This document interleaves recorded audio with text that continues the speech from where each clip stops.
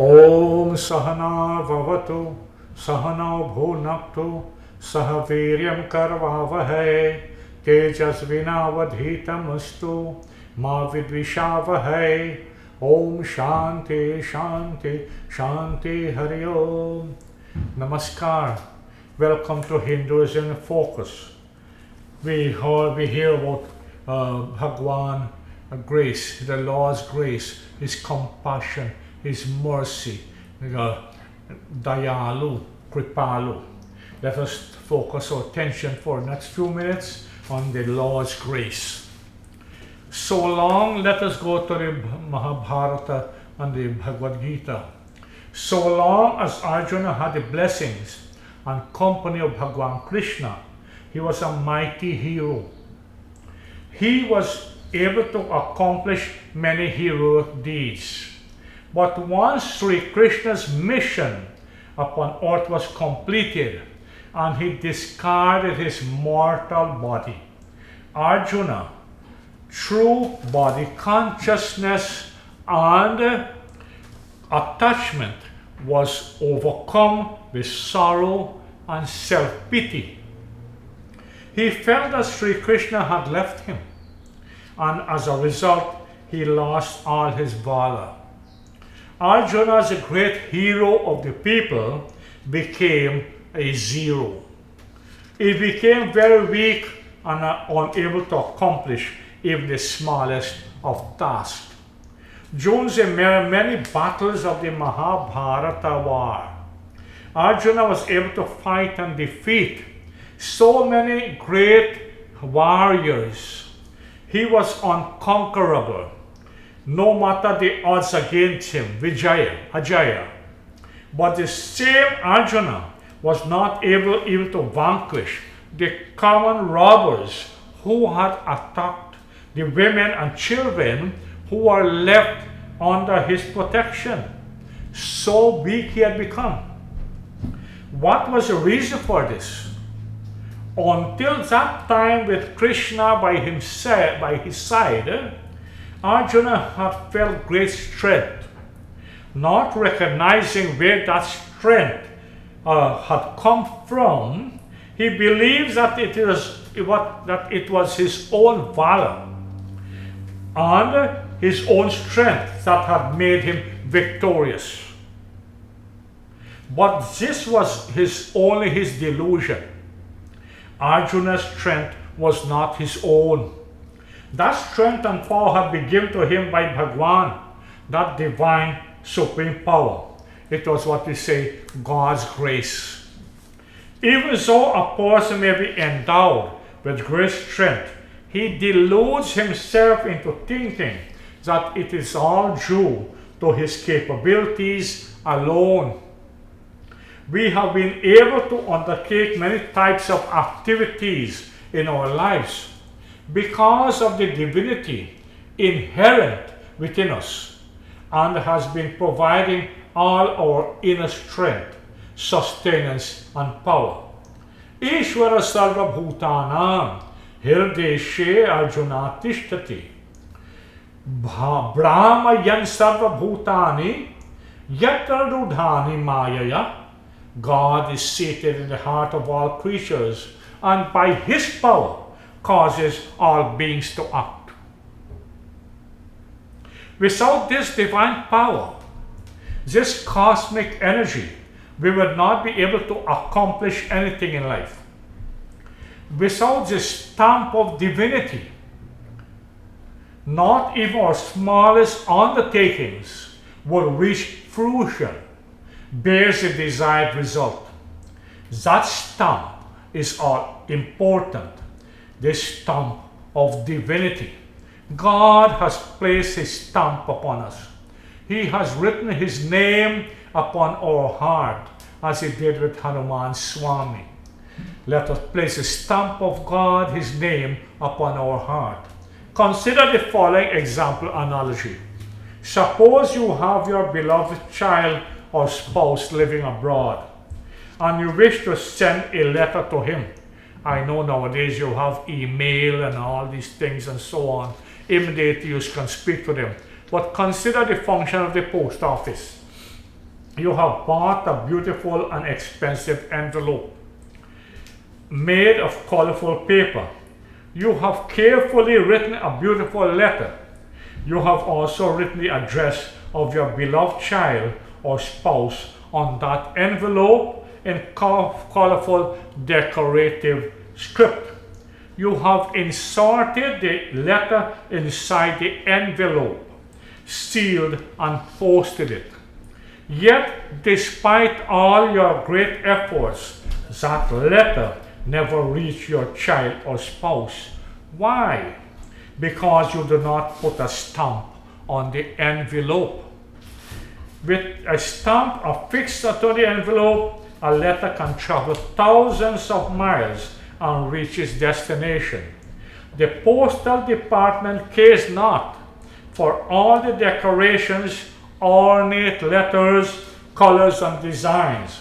They will only look at the address and check to see if the letter has a correct stamp. And so also in our emails, have we put on the correct address? Otherwise our mail will not reach the destination. So the address is also important. As in the examples given, God will not pay attention to all our elaborate efforts unless we have placed a stamp and addressed our efforts correctly and affix it to our work. How do we obtain this stamp, this divine stamp upon our life? Through purity of the heart, by bringing all our effort in alignment with noble values. So you want to place a stamp, even a rubber stamp, on a paper. It must be a plain paper, so that the wording of that rubber stamp may be legible indeed, clearly understood and read by those who can read that, to whom it is intended for. If the paper is full of other, is not properly prepared, then the stamp cannot be read properly.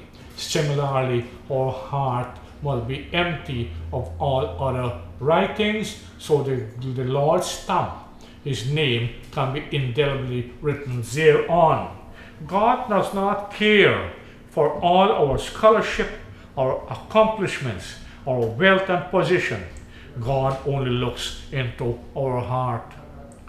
God's grace is on through purity of heart. And what is the use of attaining such scholarship if it has not resulted in enhancing our human values?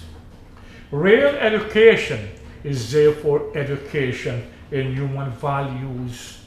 It is the values that we practice every day in the area of truth and righteousness, living which will carry us through life and will be our greatest asset. It secures for us a bright future in God's realm, God's kingdom. Would a hungry man have his hunger satisfied if he is shown a plate of food?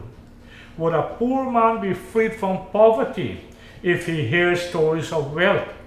Would a sick man be cured if you just tell him of the various medications? The answer is certainly no. In the same way, if we merely listen to the great teachings of the Gita and Ramayana, we would not be able to derive much benefit from them. We must put into practice at least one or two of these profound truths.